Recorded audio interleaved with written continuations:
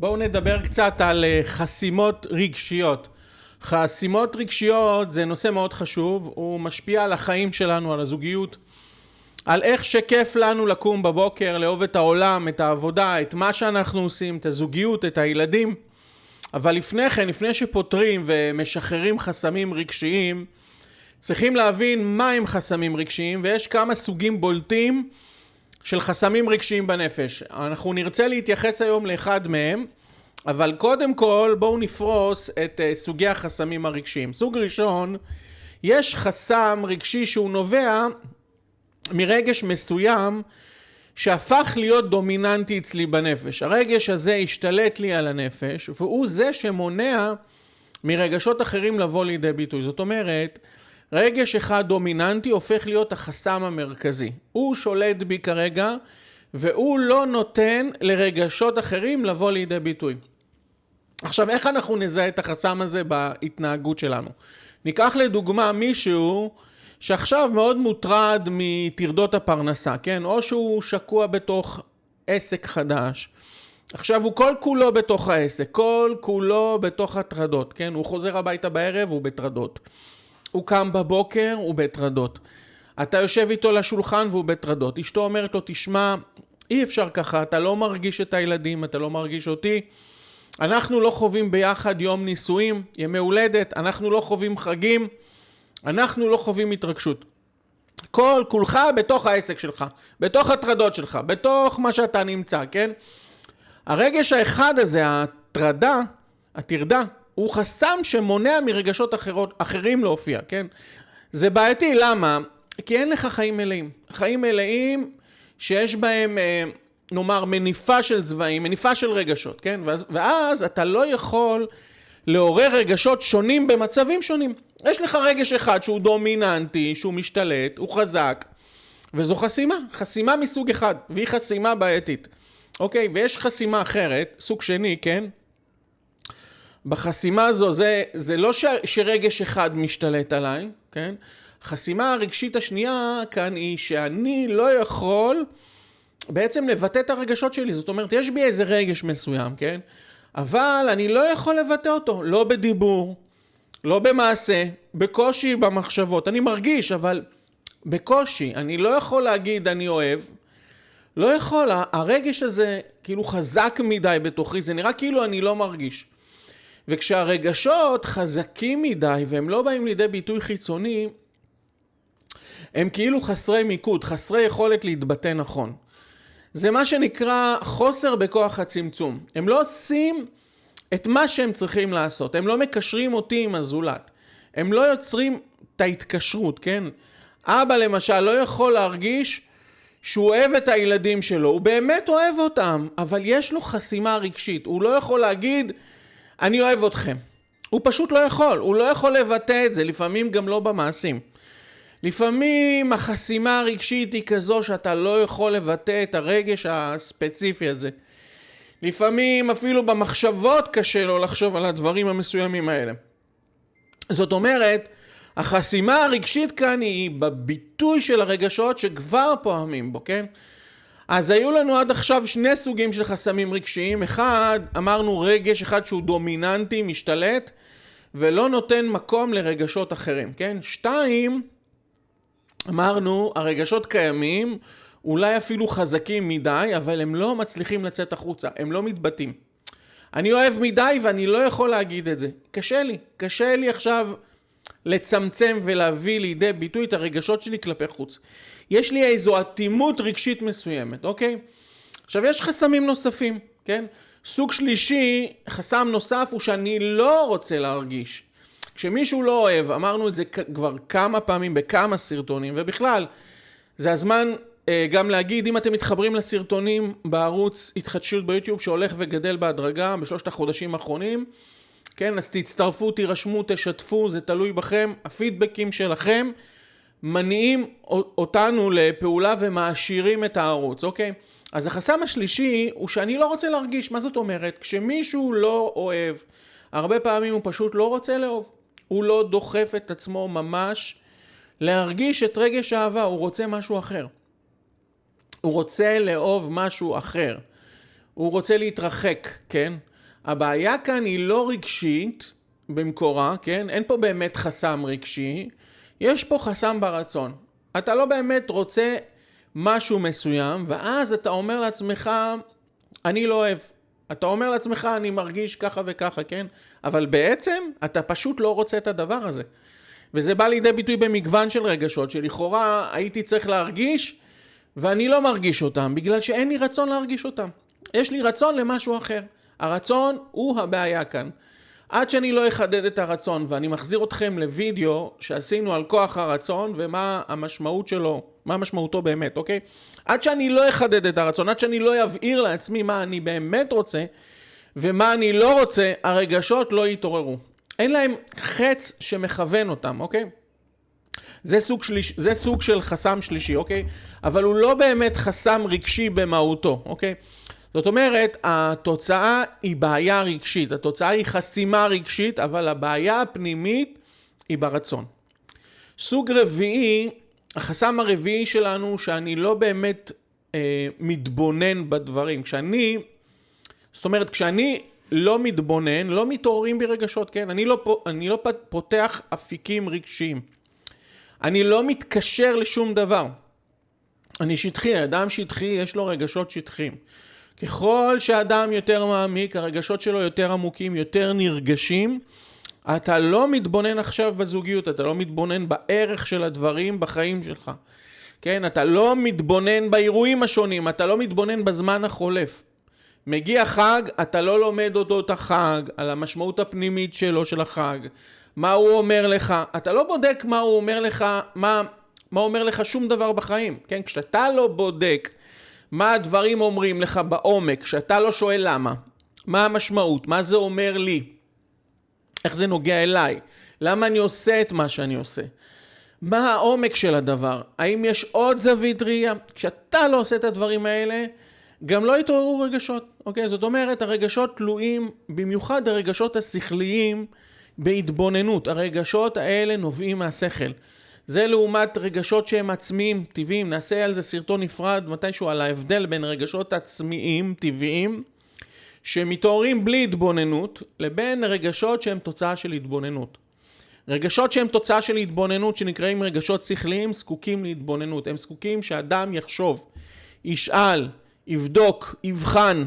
ההתבוננות מולידה רגשות. זאת אומרת, אתה מתבונן במשהו מסוים, אתה לומד אודותיו, אתה מעמיק בו, ופתאום אתה מרגיש שאתה מתרגש ממנו, אתה מתקשר אליו. אוקיי, זה היה החסם הרביעי. היו לנו עד עכשיו 4 חסמים, אני חוזר בקצרה. 1, רגש דומיננטי שמונע מרגשות אחרים להופיע, וזה נורא כי חוויית העולם שלך היא חסרה. אתה לא מתקשר אליו רגשית במלואו. אתה מתקשר רק דרך רגש אחד, וזה מזיק לסביבה. הדוגמה של טרדות הפרנסה מאוד בולטת כאן, אוקיי? 2, אמרנו, אתה לא יכול לבטא, חסם השני זה שאתה לא יכול לבטא את הרגשות שלך. הבעיה היא שהרגש לא עושה את התפקיד שלו. אנשים לא מרגישים ממך אהבה, התפעלות, התרגשות. הרגשות הם ההתפעלות שלנו מהמציאות, אוקיי? ואם אתה לא מתפעל, אנשים מרגישים את זה. אז למה שהם יתאמצו? אתה לא מביע כלום, כן? וזה נכון לכל מערכת יחסים. 3, החסם השלישי, אתה לא רוצה להרגיש. הבעיה היא ברצון, לא ברגש. אתה רוצה משהו אחר. ולכן לא מתעורר רגשית כלפי הדבר הנוכחי, אוקיי? כמו בדוגמה של הדיאטה. הרצון לאוכל בעצם לא בריא, גובר. הפתרון הוא בעצם בחידוד הרצון, אוקיי? וחסם רביעי, אתה לא מתבונן. אמרנו, השכל לא מאיר את הרגשות, הוא לא מורה דרך של הרגשות.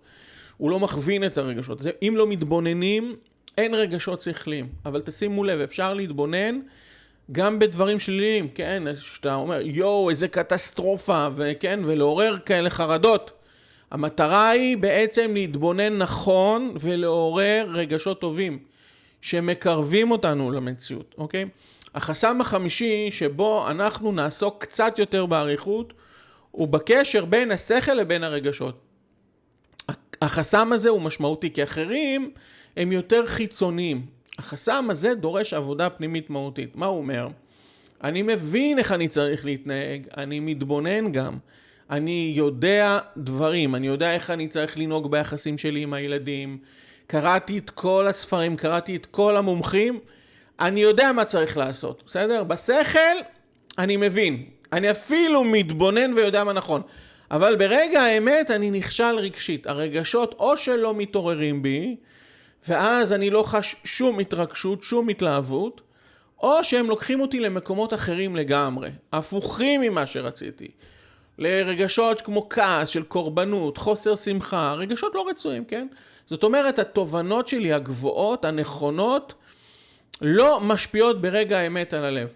הבעיה כאן, מסביר אדמו"ר הזקן, מחבר ספר התניא, היא בקשר בין השכל לבין הרגשות. זו בעיה אחרת, כן? כאן הבעיה היא אצל מישהו שכבר רוצה להשתפר, הוא רוצה להרגיש, הוא רוצה לעבוד עצמו, רוצה לחיות את החיים, הוא רוצה להיות בקשר טוב יותר, הוא רוצה להתקרב לבת הזוג שלו, הוא רוצה להרגיש את הילדים שלו, אבל כאן הבעיה היא לא בשכל, לא בהתבוננות, כי הוא כן מתבונן, הוא מבין, הוא לומד, כן? הוא מוכן ללמוד, הוא בא לשיעור.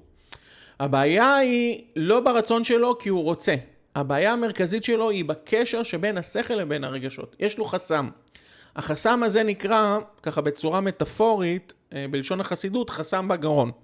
עכשיו דיברנו על זה כמה פעמים, זה נקרא טמטום הלב. הרעיון הזה של טמטום הלב, הוא שיש אטימות בין השכל לבין הרגשות. ואת האטימות הזאת צריך עכשיו, כמו שאומרים, להעביר דרכה משחולת. משחולת זה כלי לפתיחת סתימות, כן? אבל הכוונה פה המשל הוא שיש 3 ערוצים בעצם בקשר בין השכל לרגשות, וצריך להעביר בהם משחולת כדי לפתוח אותם קצת, כדי שאדם באמת כן ירגיש. אז בואו נפתור את החסם האחרון, החמישי. בסרטונים קרובים אחרים אנחנו נתייחס לחסמים הראשונים, חסמים 1-4. אז איך אני פותר בעצם בעיה של אטימות, של טמטום בין השכל לבין הרגשות? מצב שאני מבין איך אני צריך לנהוג, שאני יודע איזה סוג הורה אני צריך להיות, ועדיין אני לא שם, אני לא מתרגש מזה, אני לא חווה את זה, אני לא מרגיש שום דבר. מה אני צריך לעשות?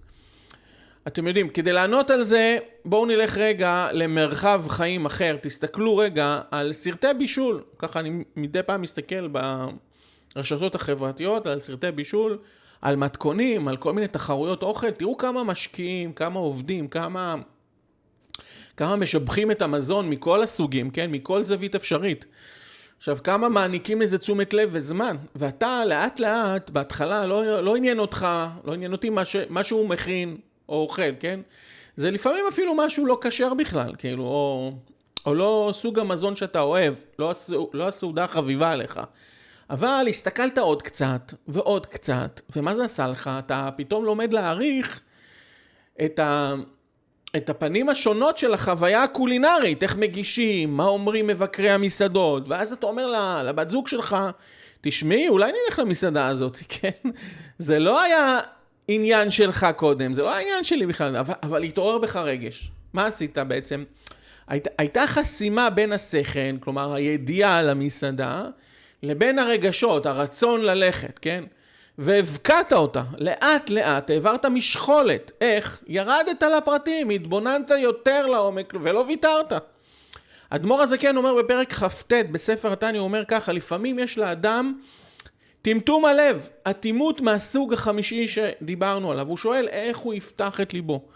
והוא מביא מהזוהר שלפעמים הדרך לפתוח את ליבו היא כמו עץ שלא עולה בו אש. צריך להבקיע אותו לחתיכות קטנות. לפעמים חתיכות קטנות זה לרדת לפרטים ולהתבונן בהם יותר לעומק, ולשאול את עצמך מה זה אומר לי בחיים שלי ואיך זה נוגע אליי, ואז לאט לאט יתעורר בך הקשר האישי לדבר הזה. יום הולדת של הילד שלך, הילד כבר בן 5, הילד הרביעי, אתה לא מתרגש מהיום הולדת, שוב הגננת מזמינה, אין לך שום התלהבות, אין לך שום התרגשות.